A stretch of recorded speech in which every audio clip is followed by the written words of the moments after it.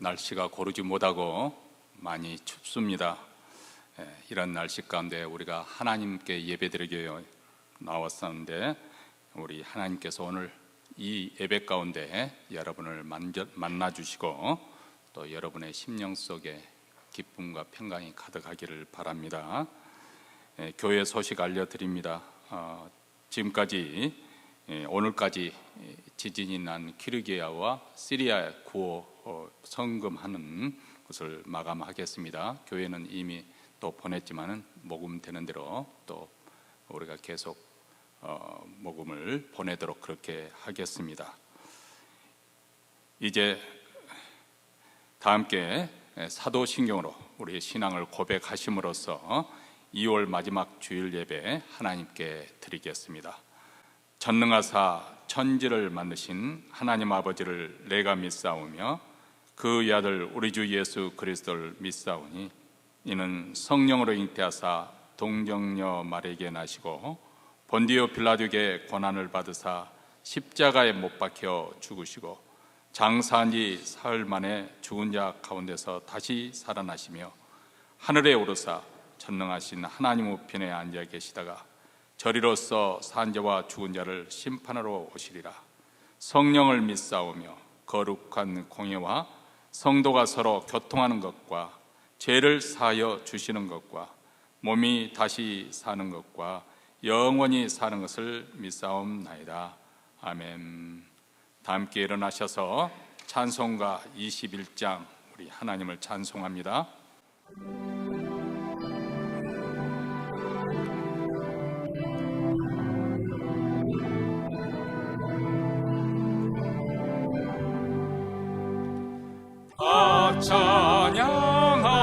찬양하여라 전능왕 창조의 주께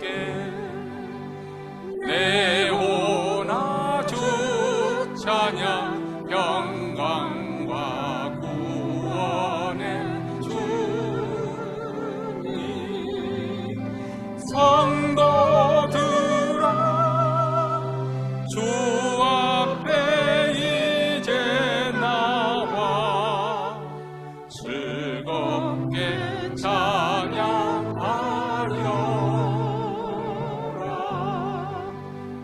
다 찬양하여라 놀라운 만유의 주께 포근한 날개 늘 뿜어주시는 주님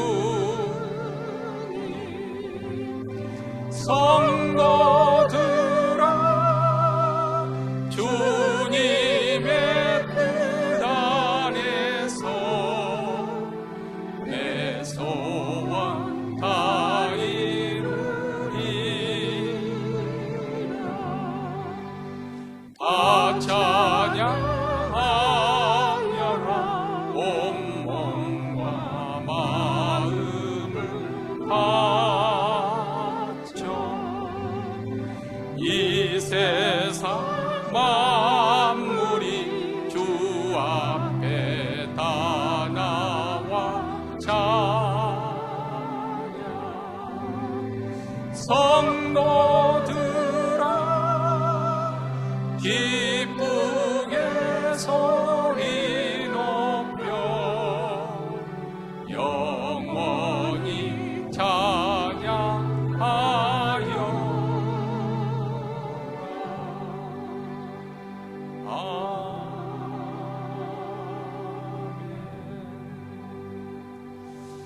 이 시간 우리 마음을 모아서 하나님 앞에 기도할 때 먼저 오늘 예배 가운데 우리 하나님의 영광이 나타나기를 위해서 기도하십시다.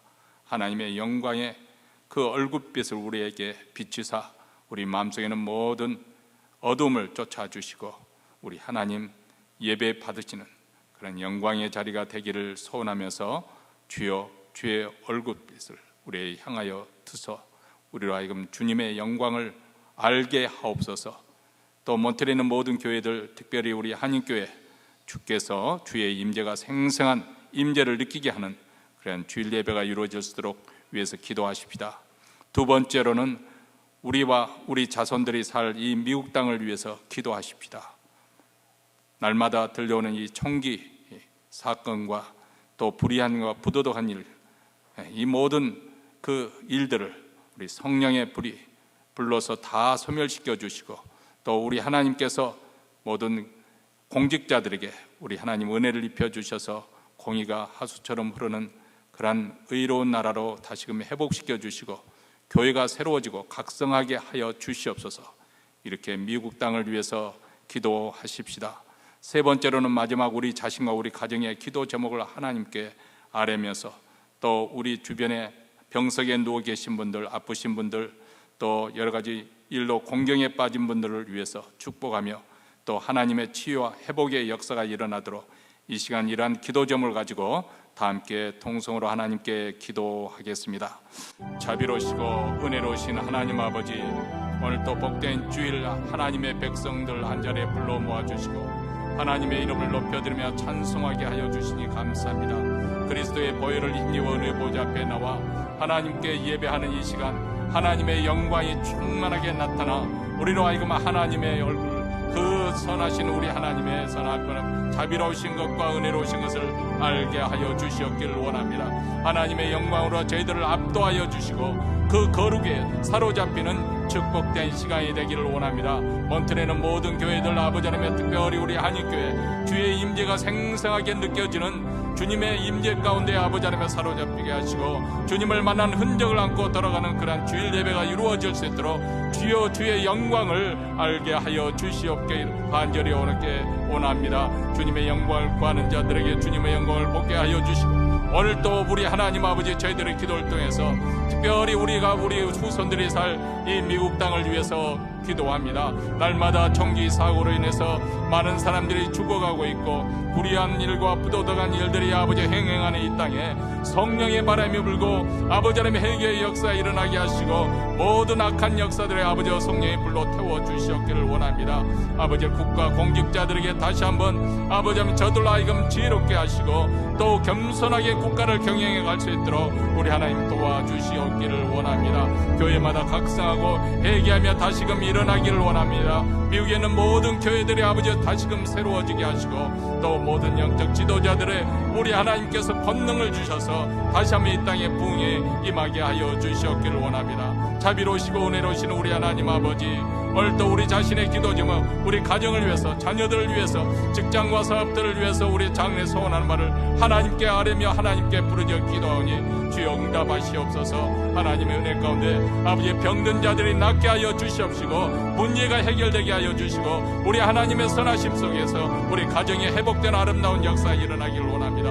자명자님과 정천여 원사가 박훈여 원사 백수는 여러 아픈 성도를 주님께서 친히 아버지 하나님께서 안수하여 주시고 아버지 하나님의 새 힘을 불어넣어 주시옵시고 강건하게 하여 주시옵시고 천국 가는 그날까지 우리 하나님의 은혜 속에 든든히 평안 가운데 서우적을 쓰도록 우리 하나님 오늘도 살아계심을, 우리 하나님의 살아계신 은혜로우심을 알게 하시고 주님의 자비로우심 선하심을 맛보는 축복된 예배가 되게 하여 주시옵소서. 하나님의 영광이 나타난 주 예배가 이루어지기를 간절히 원하고.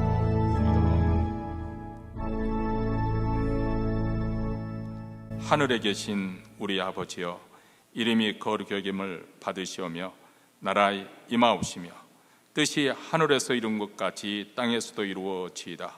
오늘날 우리에게 일용할 양식을 주옵시고 우리가 우리에게 죄진 자를 사하여 준 것 같이 우리 죄를 사하여 주옵시고 우리를 시험에 들게 하지 마옵시고 다만 악에서 구하옵소서.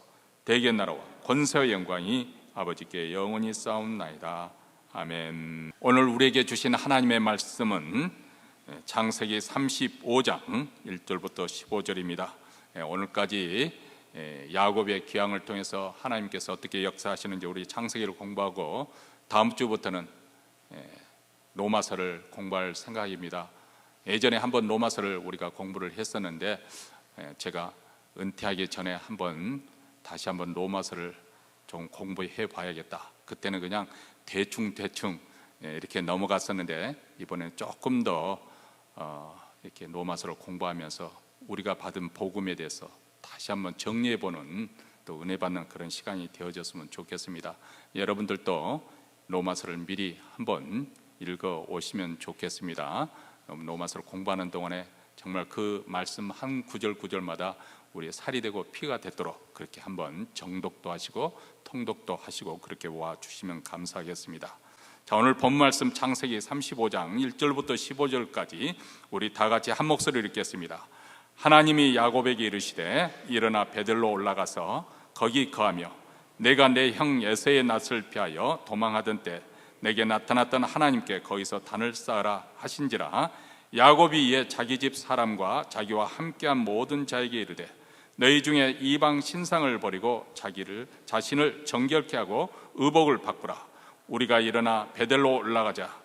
나의 환난 날에 내게 응답하시며 나의 가는 길에서 나와 함께 하신 하나님께 내가 거기서 단을 쌓으려 하노라 하며 그들이 자기 손에 있는 모든 이방 신상과 자기 귀에 있는 겨루를 야곱에게 주는지라. 야곱이 그것들을 세겜 근처 상수리 나무 아래 묻고 그들이 발행하였으나 하나님이 그 사면 거울들로 크게 두려워하게 하신 거로 야곱의 아들들을 추격하는 자가 없었더라. 야곱과 그와 함께한 모든 사람이 가나안 땅 루스 곧 베델에 이르고 그가 거기서 단을 쌓고 그것을 엘 베델이라 불렀으니 이는 그 형의 낯을 피할 때 하나님이 그에게 거기서 나타나셨이더라. 리브가의 유모 두보라가 죽음에 그를 베델 아래 상수리 나무 밑에 장사고 그 나무 이름을 알론 바굿이라 불렀더라. 야곱이 밧단 아람에서 돌아오매 하나님이 다시 야곱에게 나타나사 그에게 복을 주시고 그에게 이르시되 내 이름이 야곱이다마는 내 이름을 다시는 야곱이라 부르지 않겠고 이스라엘 내 이름이 되리라 하시고 그가 그의 이름을 이스라엘이라 부르시고 그에게 이르시되 나는 전능한 하나님이십니다. 생육하고 번성하라. 국민과 많은 국민이 내게서 나고 왕들이 내 허리에서 나오리라. 내가 아브라함과 이삭에게 준 땅을 내게 주고 내가 내 후손에게도 그 땅을 주리라 하시고 하나님이 그와 말씀하시던 곳에서 그를 떠나 올라가시는지라. 야곱이 하나님의 자기와 말씀하시던 곳에 기둥 곧 돌기둥을 세우고 그 위에 전제물을 붓고 또 그 위에 기름을 붓고 하나님이 자기와 말씀하시는 곳의 이름을 베델이라 불렀더라. 아멘. 우리가 지난 주일 말씀의 본문을 삼았던 창세기 34장에 대해서 어느 성경학자는 이렇게 말했습니다. 창세기 34장은 성경 전체에서 가장 지저분한 장의 가운데 하나이다. 이는 강간, 분노, 속임, 탐욕, 살인, 폭력, 불성과 불경스러움 그리고 자기 중심주의에 관한 이야기를 하고 있다. 그래서 34장 전체에서 하나님의 이름이 단 한 번도 언급되지 않는 점 놀라운 일이 아니다. 이런 말을 했습니다. 사실 우리가 창세기를 쭉 읽어갈 때 특별히 믿음의 족장들의 행적을 살펴보면은 이 사람들이 정말 이스라엘의 지파를 대표할 수 있는 그런 족장들이었는가. 특히 야곱과 12 아들들의 그 행적, 그들의 발자취를 살펴보면 정말 이 사람들이 하나님을 잘 섬기는 그런 백성들이었는가. 그들이 과연 이스라엘의 12지파에 적합한 사람들이었는가. 참 우리가 퀘스천 마크를 찍지 않을 수 없는 것이죠. 그들에게 보는 것은 일반 세상에서도 보기 오히려 더 못지않는 그런 일들을 그들의 발자취에서 우리는 볼 수가 있습니다. 그런데 창세기 기자는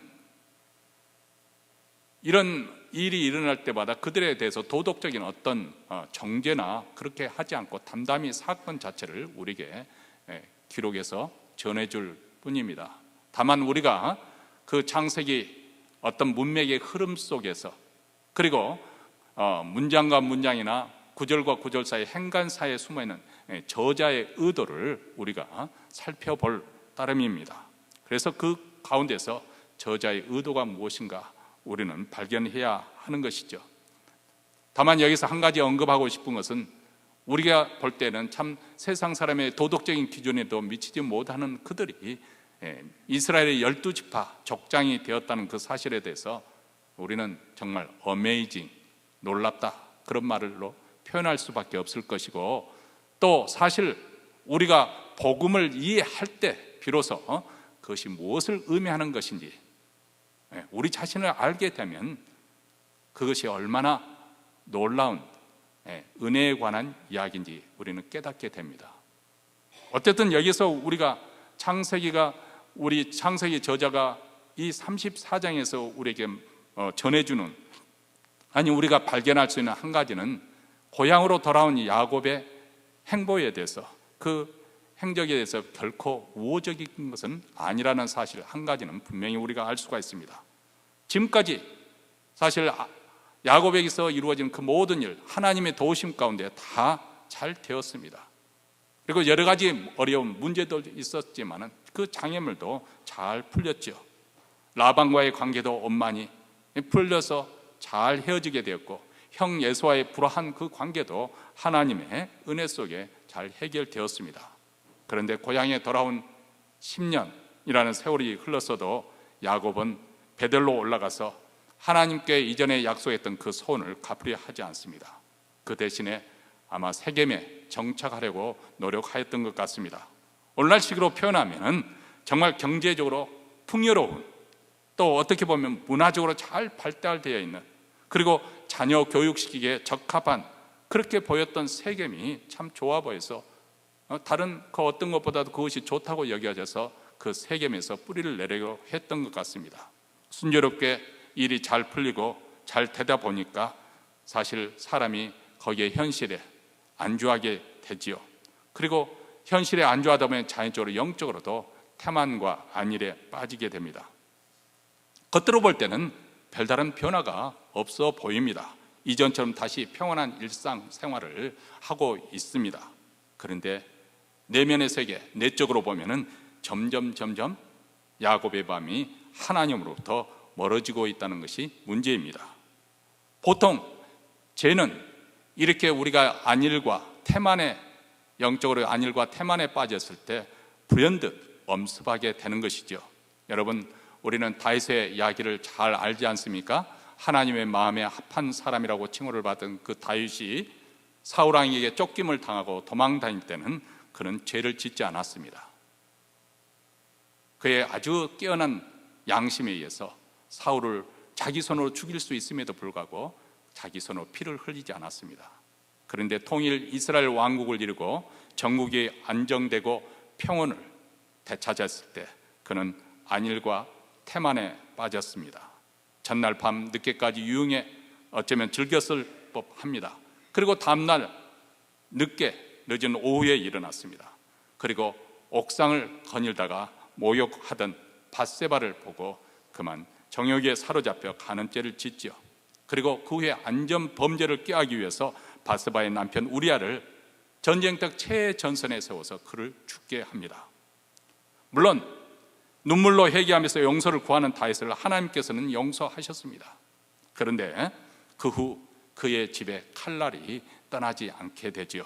자녀들 간에 강간 사건이 일어나게 되고, 그리고 서로 죽이는 살인 사건이 일어나고, 나중에는 아들 압살롬이 반역을 꾀하다가 다윗이 긴급히 피난해야 되는, 도망쳐야 되는 그런 사고가 발생합니다. 자, 이런 일련의 재앙이 어디서부터 시작되는 것일까? 겉으로 볼 때는 아무 문제 없어 평온해 보일 때, 그런데 안으로는 영적 태만과 안일에 빠질 때 사단은 바로 이럴 때 기회를 삼는 것이죠. 그래서 우리는 영적인 안일이 얼마나 무서운지 우리는 스스로, 우리 자신 스스로 끊임없이 우리 자신을 깨우쳐야 됩니다. 자, 오늘 본문에서는 비극의 소용돌이에 휘말렸던 야곱이 도대체 왜 이런 비극을 맞이하게 되었는지, 어디서부터 어떻게 그렇다면 대처해야 좋을지 모르고 그냥 두려움 속에서 우왕좌왕하고 있는 그런 상황 속에서 하나님께서 직접 그에게 나타나서 그가 해야 할 일을 말씀해 주시죠. 우리는 오늘 말씀을 들으면서 야곱이 어떻게 큰 위기에서 벗어날 수 있었는지 그것을 깨닫기를 원하고, 또 오늘 이를 통해서 우리 자신에게 가장 중요하고 가장 시급히 먼저 해야 할 일이 무엇인지 이것을 한번 우리가 살펴보기를 원합니다. 야곱이 고향으로 돌아오면서 마하나임에서 하나님의 그 사자들, 군대를 보았습니다. 그리고 야복나루에서는 밤새도록 씨름하면서 하나님과 대면하는 그런 사건이 일어나고, 그리고 그에게는 이스라엘이라는 새 이름을 받았습니다. 그런데 그 이후에 보여진 그의 행보는 이전 야곱, 그 야곱과는 별로 다름없는 옛사람 야곱으로 사는 모습을 그대로 보여줍니다. 그런 세겜에서 잘 정착하는 것이 어쩌면 현세적으로 그 가장 1차적인 목표였을지 모르겠습니다. 그래서 하나님께 서원했던 맹세를 지키지 않았고 이제 세상과 더불어서 적당히 그렇게 타협하며 살았습니다. 더 이상 적극적으로 하나님을 추구하지도 않았고 이제 안일과 편안함을 즐길 그런 상황이었습니다. 우리가 노년 삶이 그러기가 쉽지 않습니까? 그 젊었을 때는 자기가 목표로 했던 것을 막 추구하며 살다가 이제 노후가 되면 이제 인생을 즐기고자 하는 그런 마음이 하다 보면 자칫하면은 그것이 우리 영적으로까지 안일에 빠지기가 쉽지 않습니까? 어쩌면은 야곱도 다른 여느 인생처럼 이제 평안하게 남은 여생을 즐기다가 이렇게 가는 걸로 그렇게 생각했을 것입니다.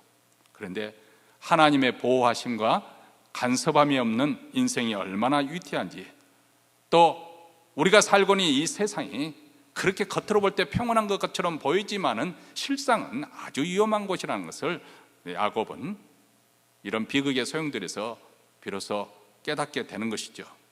그 전까지만 하더라도 내가 열심히 노력하고 일군 그 재산으로 인해서 남은 여생 편안하게 살 줄로 알았습니다. 얼마든지 내 행복과 안녕은 나의 노력하기에 달렸다고 생각을 했습니다. 많은 사람들이 그런 생각을 가지고 살아갑니다. 그리고 자기 자신이 인생의 목표로 삼았던 것이 성취되거나 내가 노력해서 어떤 일단 정상에 섰다고 생각되는 그 순간에 사실 어떻게 보면 내리막길이 시작되는 것이고, 어떤 면에 있어서는 정상에 올라가는 때보다도 내려올 때, 에베레스트 산에서 이제 많은 사람들이 이렇게 올라가지 않습니까? 예전처럼 아주 소수의 잘 훈련된 사람은 오늘 가는 것이 아니라 이제는 그냥 돈이 있으니까 그냥 헬리콥터를 타고 거의 중대까지 올라가서 거의 그 에베레스트 산, 그 최근에 찍힌 산들을 보면 얼마나 많은 사람들이 말 그대로 줄을 지어서 올라가는 그 광경을 볼 정도입니다. 근데 간혹 이제 그런 가운데서 사고가 발생을 하는데, 대개의 경우에 보면 베이스 캠프에서 이렇게 기다리다 눈사태를 맞아서 이렇게 죽는 경우도 있지만은 거의 다 정상에 올라가서 그 다음 하산할 때 사고를 많이 만납니다. 여러분, 우리가 이것은 우리 인생에서도 많은 경우가 참고할 만한 그런 경우라고 생각이 되어집니다. 일단 자기 목적을 달성하고 난 다음에 사람들은 긴장을 풀기 마련이죠. 그리고 지금까지 해왔던 약속이나 다짐도 잊어버리고 굳게 붙들고 있던 각오나 결심에서도 벗어나기가 쉬운 것이죠. 그래서 사람들은 쉽사리 탈선을 하게 됩니다. 그리고 불순종과 실패로 이어집니다. 결국 하나님으로부터 멀어지는 하는 것입니다. 지금 야곱이 처한 위기도 바로 이런 상황입니다. 그가 비극의 소용돌이 속에서 보여준 그의 모습은 전혀 영적인 모습을 찾아보기가 어렵지 않습니까? 그것은 그가 평소에 어떤 상황, 어떤 상태로 영적 생활을 해왔는가 하는 것을 여실히 드러내 보여주는 것이죠. 딸의 성폭행 소식을 듣고도 그는 적극적으로 대처하지 못했고 그저 잠잠했죠. 그리고 아들들이 세겜성을 살려가고 약탈했다는 소식에 이번에 야곱은 또 기겁을 합니다. 34장 30절에 보면 야곱이 시므온과 레에게 이르되 너희가 내게 화를 끼쳐 나로 하여금 이 땅의 주민 곧 가나안 족속과 브리스 족속에 악취를 내게 하였도다. 나는 수가 적은즉 그들이 모여 나를 치고 나를 죽이리니 그러면 나와 내 집이 멸망하리라. 자, 여기 9절에서 우리가 두드러지게 반복되고 있는 단어 보이십니까? 나와 내 집, 나, 내게. 보통 자기 자신. 사실 이런 비극의 소식을 듣고 또 이런 그 성 안에 있는 모든 사람들을 살려가는 그런 악한 일을 들었을 때 야곱이 취할 행동은 1차적으로 무엇이었을까? 하나님 앞에서 자신의 옷을 찢으면서 통의 자복을 해야 하지 않았을까? 그런 생각을 해봅니다. 그렇게 하는 것이 하나님을 믿는 백성으로서 온당하지 않을까? 그런데 야곱은 니들이 이렇게 해서 내가 큰일이 났다, 우리 집안이 망하게 생겼다, 그리고 아들 탓을 하지 않습니까? 이제 주변 가나안 족속들이 이 소식을 듣고 연합해서 우리 집안을 치면 우리는 소수인데 어떻게 감당할 수 있는가? 이제 꼼짝없이 죽게 되었다 하고 아들들을 비난하는 모습을 보여줍니다. 그러자 그 아들들이 이렇게 답변하죠. 그들이 이르되 그가 누이를 창녀같이 대우함이 옳으니까.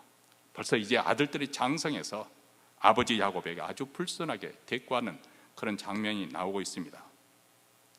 자, 이것은 뭐 화가 나면 그렇게 말할 수도 있는 것이니까, 그렇지만 그 이면에 이것이 이루어지고 있는 그 배경을 우리가 좀 생각하지 않을 수가 없습니다. 그동안 가정에서 야곱이 그리 본이 되지 못했다는 것을 보여주고 있습니다. 영적으로 태만했다, 안일에 빠져 있었다, 이것을 확인시켜주고 있는 것이죠. 왜냐하면 전혀 이런 일을 재앙이 엄습했을 때 그의 영적 리더십은 발휘되지 않고 있고 아버지로서의 권위도 추락된 모습을 보여주고 있기 때문에 변화되지 않은 그의 옛사람 야곱에 뿌렸던 그 열매를 지금 거둬들이고 있는 것이 아닌가, 그런 생각을 해봅니다. 보통 사람들은 이런 비극적인 현장을 만나게 되면 왜라고 묻지를 않습니다. 왜 하필 나에게 이런 일이 일어났지? 내가 무슨 잘못을 한 건가? 뒷이웃은 후회를 많이 하지요. 아마 야곱도 그랬을 것 같습니다. 내가 세겜에 오지 말았어야 되는데, 아니 내가 이곳에 이렇게 오래 머물지 말고 떠났어야 되는 것인데, 디나가 세겜의 여자들을 만나러 갈 때 내가 말렸어야 되는데, 그때 내가 침묵하는 것이 아니었었는데, 일을 제대로 그때 처리했어야 되는데, 등등 여러 가지 복잡한 생각이 스쳐갔을 것입니다. 그런데 사실 이런 질문들은 문제를 해결하는 데 별로 도움이 되지 않지 않습니까? 이럴 때 우리가 진짜 중요한 질문은 정신을 바짝 차리고, 그렇다면 내가 지금 무엇을 해야 하는 것인가 하는 질문입니다. 그런데 놀랍게도 이 질문에 대한 답은 하나님으로부터 옵니다. 하나님께서 야곱에게 나타나셔서 그에게 나아갈 길을 제시하고 있습니다. 1절 말씀입니다. 우리 다 같이 한 목소리 읽습니다. 하나님이 야곱에게 이르시되 일어나 베델로 올라가서 거기 거하며 내가 내 형 에서의 낯을 피하여 도망하던 때에 내게 나타났던 하나님께 거기서 단을 쌓으라 하신지라. 자, 베델로 올라가서 단을 쌓아야 하는 그 일은 야곱이 가나안 땅에 고향에 돌아와서 가장 먼저 했어야 할 일이었습니다. 그것이 그 삶의 구심점을 이뤘어야 되고 중심이 되어야만 했던 일이었습니다. 그런데 야곱은 그렇게 하지 않았습니다. 옛적에 하나님을 만났을 때 그렇게 하겠다고 분명히 서원을 했었는데, 그동안 하나님은 신실하게도 그의 기도의 요구대로, 요청대로 다 지켜주셨지만은 야곱은 까맣게 그것을 잊고 있었습니다. 아니, 알고도 고의적으로 미적거렸을 것입니다. 그런데 하나님은 다시 찾아오셔서 그를 일깨워 주십니다. 지금 야곱에게 필요한 것은 이 위기를 모면하기 위해서 어떤 구체적인 방책, 또 하나의 다른 꾀를 부리는 것이 필요한 것이 아니라 먼저 하나님을 만나는 것이다, 하나님께 예배드리는 것이다, 그것을 말씀을 하고 있습니다. 하나님께 돌아가 하나님께 예배드리는 것, 이것이 우선적으로 야곱이 해야 될 일이라고 하나님은 지금 말씀하고 있는 것이죠. 사실 야곱이 베델에 올라가서 하나님께 제단을 쌓는다는 것이 과연 지금 이 상황에서 해결책이 될 수 있는가, 우리는 그렇게 질문할 수가 있죠. 좀 우아하지 않습니까? 예배 드린다고 뭐가 달라집니까? 세상에서 우리 믿는 사람들에게 그렇게 말하지 않습니까? 왜 하나님께서는 이런 위급한 상황에서 구체적으로 해결 방안을 제시하지 않고 베델에 올라가서 단을 쌓으라고 전혀 그 문제하고는 해결책이 같지 않은 그런 말씀을 하시는 것일까요?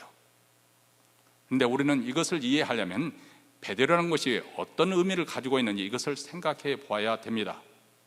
그때로부터 30년 전, 그러니까 가나안 땅에 돌아온 지 10년을 살았고, 그리고 그 이전에 하란 땅에 20년을 살았는데, 이 30년 전에 그가 하란 땅으로 도망치는 그 과정 속에서 가는 곳에서 하룻밤을 자게 되었습니다. 그리고 꿈을 꾸었습니다. 그 꿈의 내용은 한마디로 표현하면 하나님이 나와 함께 하심을 깨닫게 해주는 그런 꿈이었습니다. 그래서 꿈에 깨어난 야곱은 하나님께 서원을 합니다. 그리고 하란에서 20년 가나안 땅에 돌아온 지 10년을 보냈습니다. 지난 30년 동안 보냈는 동안 야곱은 정말 인생에서 겪을 수 있는 많은 일들을 겪었습니다. 많은 고생도 했고 위기도 만났고, 그리고 형과의 불화 가운데서 정말 몰살당할 수 있는 그런 위험도 처했었습니다. 그런데 그 모든 과정을 다 지나고 난 다음 돌이켜 생각해 보니까 하나님이 어떤 분이신지 깨달을 수가 있었습니다. 그가 기도했던 대로 하나님께서는 그를 홀로 두지 아니하시고 그와 함께 하시고 인도해 주시고 그를 지켜 보호해 주셨던 것이죠. 그분은 약속하신 대로 신실하게 이행을 하셨습니다. 야곱에게 베들레에 올라가서 단을 쌓아라, 그것은 하나님의 어떤 분이신지 그것을 다시 상기하라는 것과 동일한 말씀입니다. 다시 말하면 그분을 믿는 믿음을 회복하라, 그 말입니다. 그래서 35장에 보면 하나님에 대해서 수식어를, 긴 수식어를 붙여서 표현하고 있지 않습니까? 1절에서 어떤 하나님으로 표현하고 있습니까? 내가 내 형 에서의 낯을 피하여 도망하던 때 내게 나타났던 하나님. 그리고 두 번째로 3절에 보면 야곱의 고백에서 나옵니다. 나의 환난 날에 내게 응답하시며 나의 가는 길에서 나와 함께 하신 하나님, 이렇게 말합니다. 다시 말하면 내가 누구냐? 나는 베델의 하나님이다. 지금까지 내가 경험한 것이 무엇을 의미하는지 아는, 너는 여기까지 어떻게 올 수가 있었느냐? 내가 너에게 약속한 것이 무엇이냐? 너는 왜 아직까지 거기에 머물러 있느냐? 너는 나를 기억하고 신뢰하고 일어나 베들로 올라가서 나를 예배하라. 약속에 신실하신 하나님을 기억하라는 것입니다. 그리고 그분을 예배하는 일에 내 삶의 가장 먼저 우선순위에 두라고 그렇게 말씀하십니다. 사랑하는 성도 여러분, 이 강단에서 전해지는 말씀이 매 주일마다 다른 형태로 다른 모양으로 전해줄 수 있겠습니다만은, 그러나 결론은 한 가지입니다. 우리가 인생을 살아가는데 여러 가지 복잡다단한 일을 겪지요. 험난한 일도 겪게 되고 또 즐거운 일도, 또 정말 잘 되는 그런 일도 겪습니다만은, 그러나 인생에서 모든 근본 문제 해결책이 어디 있느냐? 하나님께 있고 하나님을 만나는 것이 인생이 가장 중요하다는 것입니다. 지금까지 야곱의 삶을 보면 그것을 말씀해 주고 있지 않습니까? 사실 야곱과 그 아들들의 행적을 보면 우리가 그렇게 존경할 만한 그럴 가치가 있는 사람들인가 합니다. 그러나 창세기 저자들은 그들의 도덕적인 행위에 대해서 비판을 하지 않습니다. 정죄를 하지 않습니다. 다만 그 한 가지 분명하게 보여주신 것은 그와 함께 하시는 하나님이 얼마나 놀라우신 분인가, 그것을 증언해 주고 있습니다. 베델의 하나님이 지금까지 야곱과 함께 하셔서 여기까지 인도하시고 지켜주셨다는 것입니다. 그 하나님이 앞으로도 그와 함께 하실 것을 야곱은 지금까지 살아온 그 경로를 통해서 앞으로도 우리 하나님이 함께 하시면 모든 일이 형통할 것이다 확신할 수 있습니다.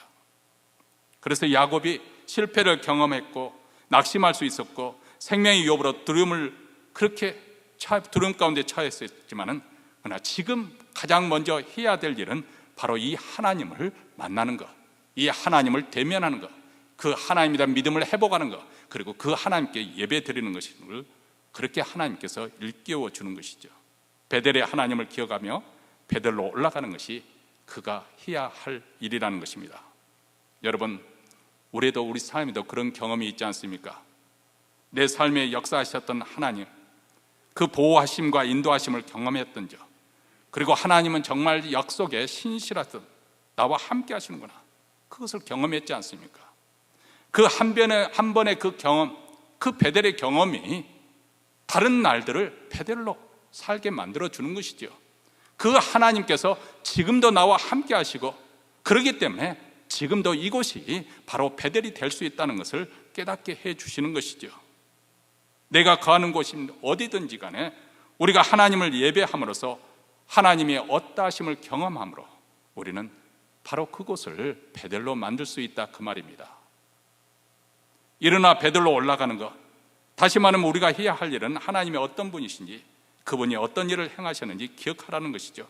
그리고 어떤 상황에서도 하나님을 가장 먼저 우선순위에 두고 하나님께 예배하는 것, 그곳에서 하나님의 약속을 신뢰하고 그분을 위해서 사는 것. 그래서 우리가 해야 될 일이 무엇이라고 말씀해 주고 있습니까? 야곱은 베들레 올라가기 전에 무엇을 먼저 했나요? 야곱이 자기 집안 사람과 자기와 함께한 모든 사람들을 모아두고 이렇게 말합니다. 2절 말씀입니다. 너희 중에 있는 이방 신상을 버리고 자신을 정결하게 하고 너희들의 의복을 바꾸어 입으라, 이렇게 말합니다. 여기 보면 이방의 신상들을 버리라, 두 번째로는 자기를 정결케 하라, 세 번째로는 의복을 바꾸라. 자, 이것이 말하는 의미는 무엇일까요? 야곱은 하나님을 믿는 집안이었지만, 그런데 그 집안에는 우상들이 많았습니다. 여기서 길게 말할 수는 없지만 어쨌든 야곱이 사랑했던 아내 라헬은 자기 아버지 집에서 드라빔을 훔쳐옵니다. 그리고 나중에 나귀 안장 속에 딱 그것을 넣고 그 위에 깔고 앉아 있어가지고 그 예삼촌 라반이 막 추적해 와서 왜 드라빔을, 내 우상, 우리 집안의 수호신인 드라빔을 훔쳐가느냐 하고 막 따져 물으니까 야곱이 찾아봐라, 찾아봐서 못 찾잖아요. 왜냐하면 라헬이 깔고 앉아 있으니까. 우상을 그렇게 해서 훔쳐왔어요. 여러 가지 잡다한 사소한 그런 것들, 그 속에 우상의 그 미신적인 요소들이 그 집안에 있었습니다. 근데 하나님께서 야곱에게 원하신 것, 아니 야곱이 하나님께 예배드리기 전에 해야 될 일은 바로 이 모든 우상들을 제거하는 것이었습니다. 여러분, 우리가 하나님을 믿는다는 것은 하나님만을 예배한다는 것을 의미합니다. 왜냐하면 하나님만이 유일하시고 참되신 분이시기 때문에 다른 것은 다 가짜. 여호와 하나님만을 오직 하나님으로 섬기기로 우리는 결심한 사람들입니다. 그렇기 때문에 다른 어떤 것도 우리의 예배의 대상이 될 수가 없는 것입니다. 그것은 우상이기 때문에. 근데 우상이라고 하는 것은 바로 우리 안에도 얼마든지 우리가 가지고 있을 수가 있습니다. 하나님보다 더 사랑하는 것, 하나님보다 더 우선순위에 두는 것, 하나님보다 더 가치 있게 여기는 것, 이것이 바로 우상이에요. 그래서 칼빈 선생은 우리 인간의 마음을 가리켜서 우상을 찍어내는, 우상을 만들어내는 팩토리, 공장이라고 했습니다. 곰곰이 생각해 보십시오. 물론 하나님을 우리가 부정하는 것은 아니고, 그렇지만 우리 마음속에는 여러 가지 크고 작은 우상들이 없지 않아 있습니다. 그렇잖아요? 가령 예를 들어서 돈이 우상이 될 수가 있어요. 그것이 내 행복과 내 안녕을 지켜준다고 세상 사람들처럼 믿고 사는, 그 돈이 바로 우상이 됩니다. 물론 자식이 잘 돼야 되겠습니다만 자식이 또 우상이 될 수가 있어요. 그리고 사회에서 내가 성공하고 출세하는 것이 우상이 될 수가 있습니다. 왜냐하면 그것이 하나님보다도 더 중요하게 여기기 때문에. 우리는 모든 우상을 정리하고 하나님을 사랑하고 하나님만을 예배하도록 부르심을 받은 사람들이에요. 아니, 하나님께서는 적극적으로 우리에게 그렇게 요구하십니다. 마음을 다하고 목숨을 다하고 뜻을 다하여 주 여호와 하나님만을 사랑하라, 우리에게 도전하시지 않았습니까? 얼핏 들으면 굉장히 강제적이고 독재적이고 폭력적인 것 같은 그렇게 요구를 하십니다.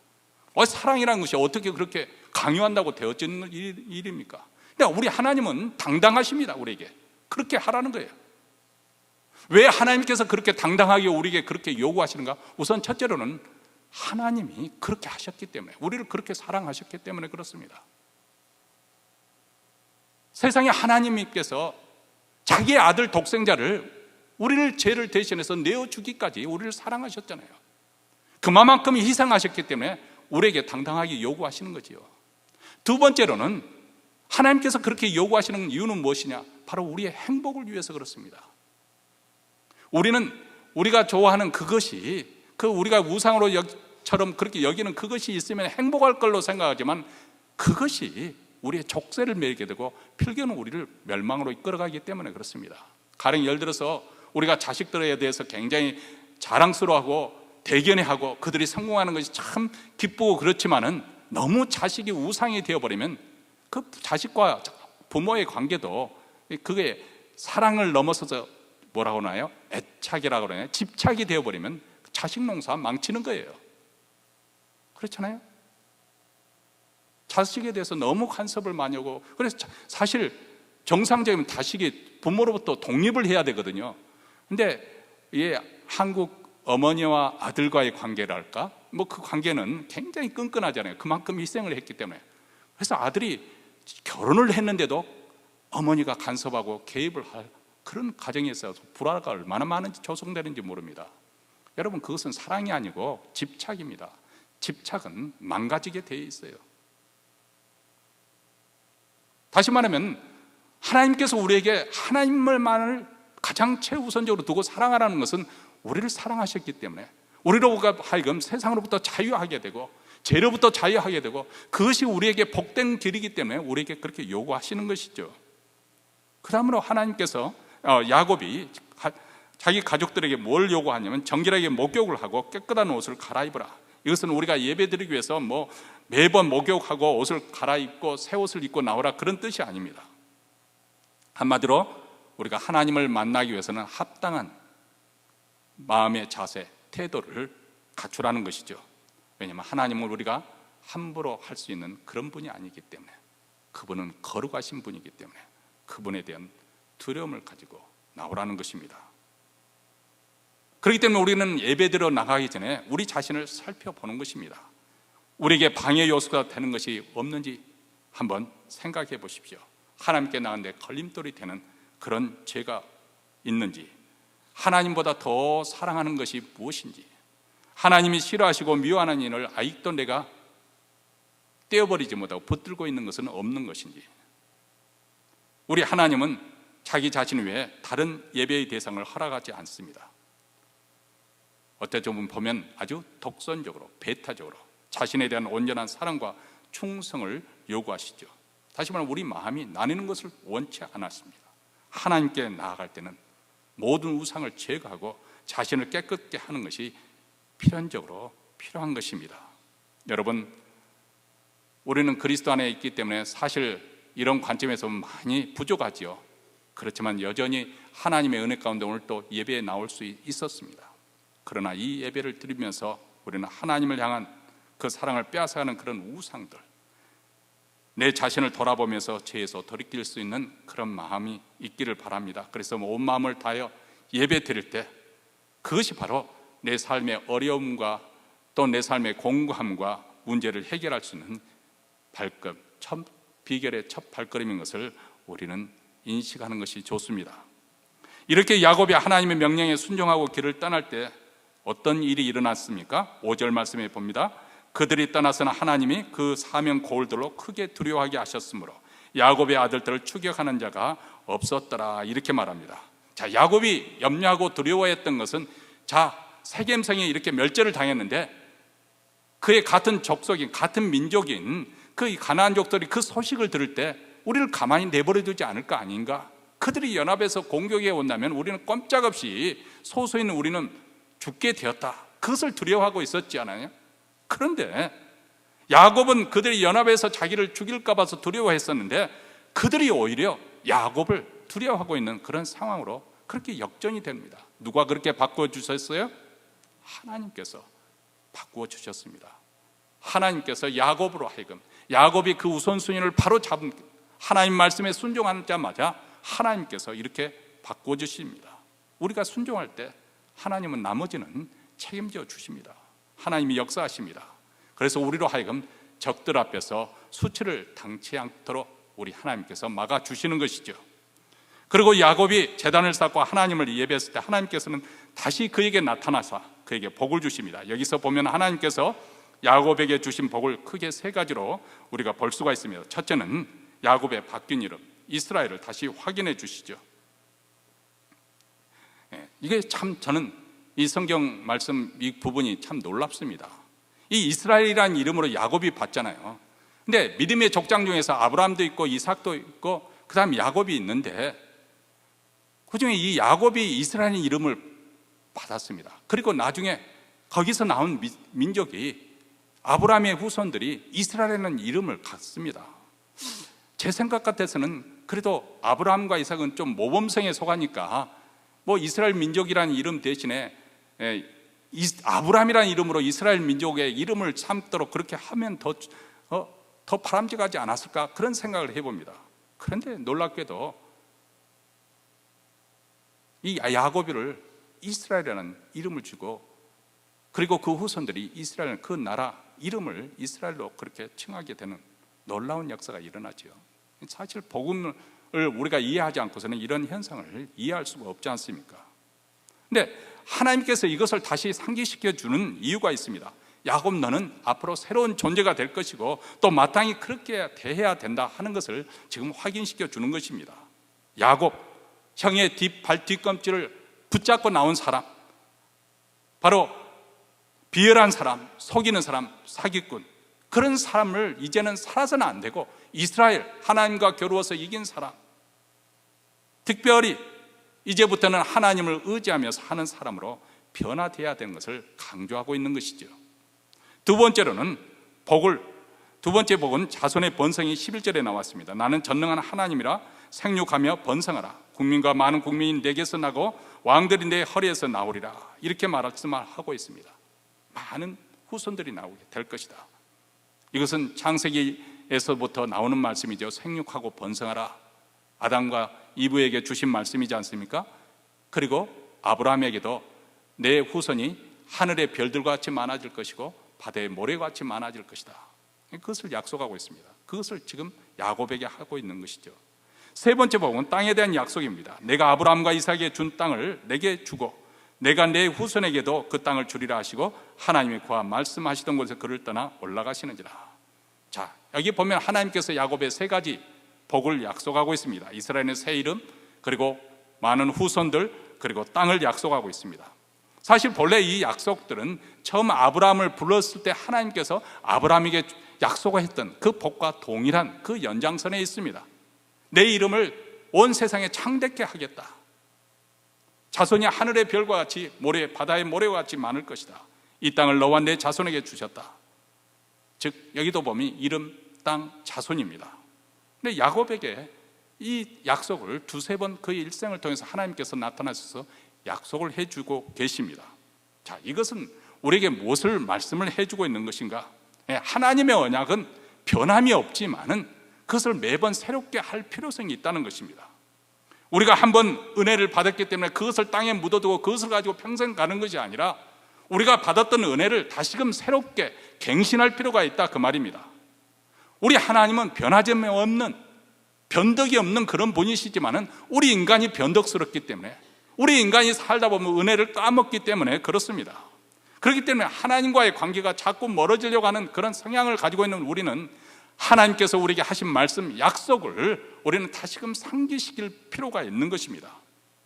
예수 그리스도의 피로 세운 이 새 언약의, 그 새 언약의 백성이 된 의미가 무엇인지, 우리가 지금 이곳에 생존할 수 있는 것, 그리고 거룩하시는 하나님 앞에 나올 수 있는 그 모든 것이 새 언약의 피로서 우리가 가능한 것 아니겠습니까? 그 은혜를 우리는 늘 상기시켜야 될 필요가, 각성시켜야 될 필요가 있습니다. 왜냐하면 우리 인간이 그렇게 받았던 약속을 신실하게 끝까지 지키며 사는 그런 사람들이 못 되기 때문에 그렇습니다. 그래서 하나님께서는 우리는 예배로 명하셔서 우리로 하여금 이렇게 주일마다 모여서 하나님께 예배 드리는 것이죠. 그래서 이 예배를 통해서, 물론 집에서 홀로 예배를 드릴 수도 있습니다만 이렇게 추운 날씨에도 불구하고 모여서 예배 드리는 이유가 무엇입니까? 우리가 하나님의 백성인 것을, 함께 하나님의 백성을 상기시키고 확인하는 거예요. 아, 하나님이 우리 가운데 계시구나, 그것을 확인하는 것입니다.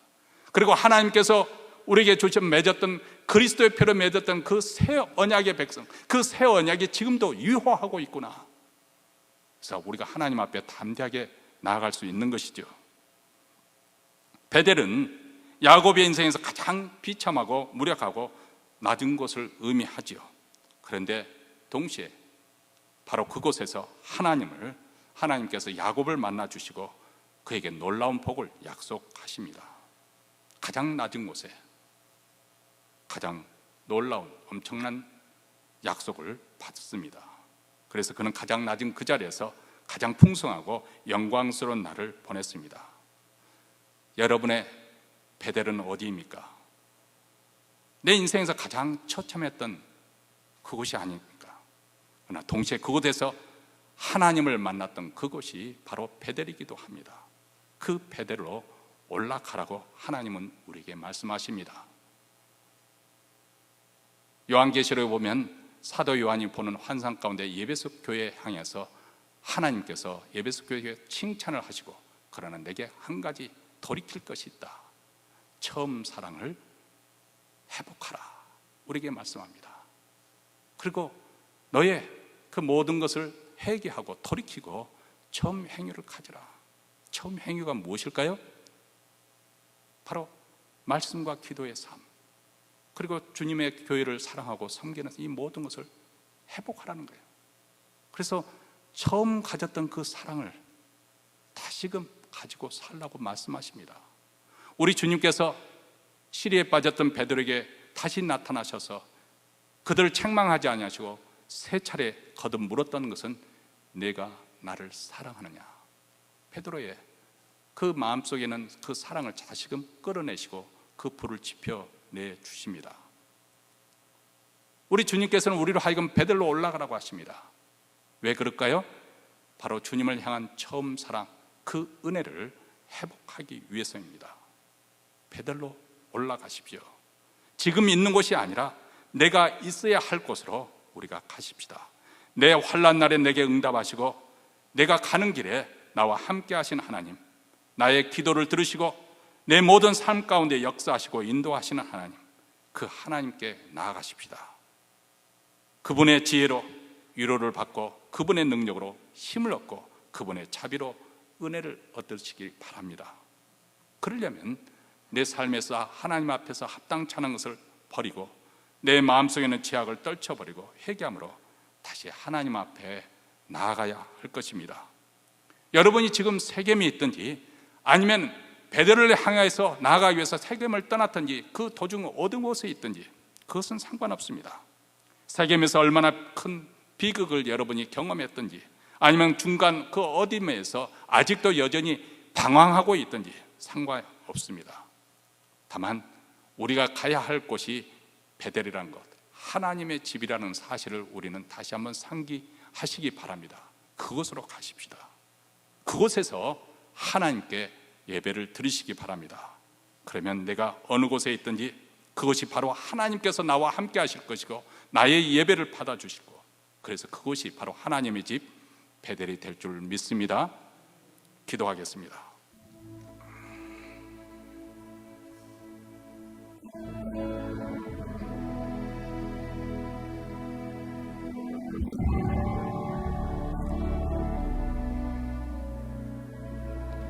사랑하는 성도 여러분, 우리는 오늘 말씀을 통해서 세상에서 그 안일함과 영적인 태만이 얼마나 우리를 위태롭게 하는 것인지, 아니 우리가 살고 있는 이 세상이 결코 만만치 않은 아주 위험한 곳이라는 것을 다시 한번 상기하게 됩니다.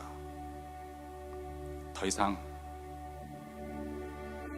세겜 그 언저리에서 배회하지 말고 방황하지 말고 베델로 올라가십시다.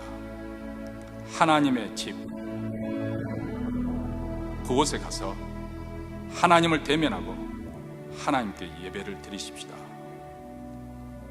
그곳이 가장 안전한 곳이고 그곳이 가장 축복받는 곳이고 그곳이야말로 나의 행복과 안녕을 책임질 수 있는 곳이기도 합니다.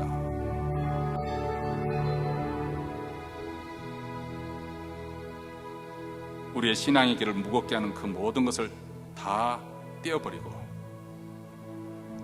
믿음의 경주를 계속하기 위해서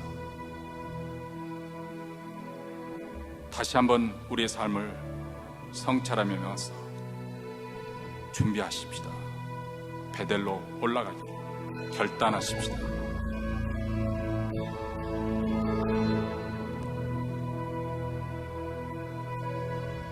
하나님 아버지, 감사합니다. 다시금 또 한 주 보내면서 이 주일에 하나님의 전, 하나님의 집, 바로 베델을 모여서 그리스도의 피로 공동 하나님의 백성의 공동체가 된 저희들 예배할 수 있는 귀한 축복의 자리, 은혜의 자리로 불러주심을 감사합니다. 하나님, 이곳이야말로 우리가 마땅히 있어야 할 것이고 하나님께 예배드리는 것이 우리 삶의 가장 구심점이 되고 중심이 되어야 될 것을 다시 한번 확인합니다. 이 세상 그 어떤 것도 우리의 안전과 우리의 안녕과 우리의 행복을 보장할 수 없고 오직 하나님만이 살아계셔서 이 땅에서뿐만 아니라 죽음 이후의 삶, 영원한 저 천국에서도 우리의 삶을 보장해 주실 수 있다는 것을 다시 한번 믿음으로 고백합니다. 하나님, 성령의 도우심으로 우리 영이 다시금 새로워지고 우리의 마음이 그리스도의 보혈로 깨끗게 되어지고 그 언약의 백성으로 다시금 용기를 내어 베들로 올라갈 수 있는 우리 모두가 되게 하옵소서. 이제 예배 순서대로 정성껏 준비한 예물을 가지고 하나님께 바칩니다. 단순히 물질만 하나님께 드리는 것이 아니라 여기에 우리의 마음이 있고 우리의 정성이 있고 우리의 사랑이 담겨져 있습니다. 그리고 무엇보다도 우리의 삶이 주인 되신 것을, 주가 되심을 인정하는 표로 신앙의 고백으로 바쳐니 주님 받아주시고 이 예물이 쓰이는 곳마다 우리 주 예수 그리스도의 복음이 땅끝까지, 특별히 북한 동포에까지 주의 교회를 통해서 전파되게 하시고 오늘 예배에 나온 사랑하는 성도들 심령마다 주님의 평강과 기쁨으로 가득하고 주님의 임재 속에 충만한 또 한 주가 이루어지게 하여 주시며 무엇보다도 그들의 자손들이 이 땅에서도 번성하는 복을 더하여 주시옵소서. 우리 구주 예수 그리스도의 이름으로 기도합나이다. 아멘. 우리 다 함께 일어나셔서 찬송가 446장 결단하는 마음으로 부르시겠습니다.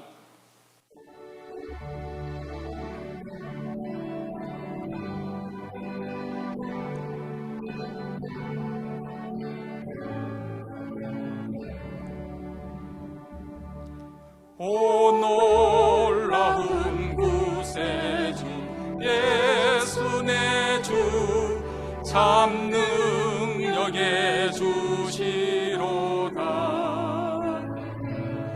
금바위 밑샘 솟는 그곳으로 내 영혼을 숨기시네.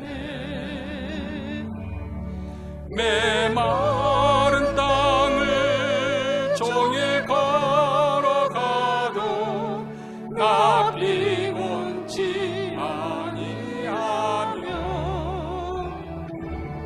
저 위험한 곳 내가 이를 때며 금바위에 숨기시고 주 손으로 덮으시네. 오 놀라운 구세주 예수 내 주 내 모든 짐 벗기시네. 죄악에서 날 끌어 올리시며 또 나에게 힘 주시네. 메마른 땅을 종일 걸어가도 나 피곤치 아니하며 저 위험한 곳 내가 이를 때며 금바위에 숨기시고 주 손으로 덮으시네. 증량 못할 은혜로 채우시며 늘 성령에 감아주사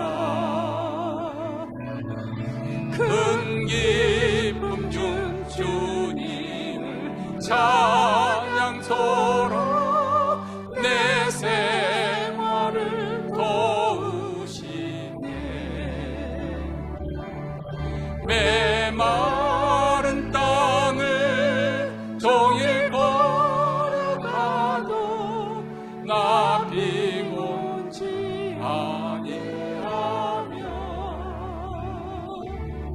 저 위험한 곳 내가 이를 때면 금방 위에 숨기시고 주 손으로 덮으시네. 주 예수님 공중에 임하실 때 나 일어나 맞이하리. 그 구원의 은총을 노래하리. 저 천군과 천사 함께 내 마른 땅을 종일 걸어가도 나 피곤치 아니하며 저 위험한 곳 내가 이를 때면 금방 위에 숨기시고 주 손으로 덮으시네. 이제는 우리 구주 예수 그리스도의 은혜와 하나님 아버지의 무한하신 사랑과 성령의 교통하심이 베델로 올라가라, 우리 주님의 음성을 듣고 내가 처음 은혜 받았던 그곳으로 그 처음 사랑을 회복하기로 다짐하며 이 자리를 떠나는 사랑의 주의 백성들, 그리고 그 가정과 기업과 교회 위에 영원토록 함께 있을지어다. 아멘.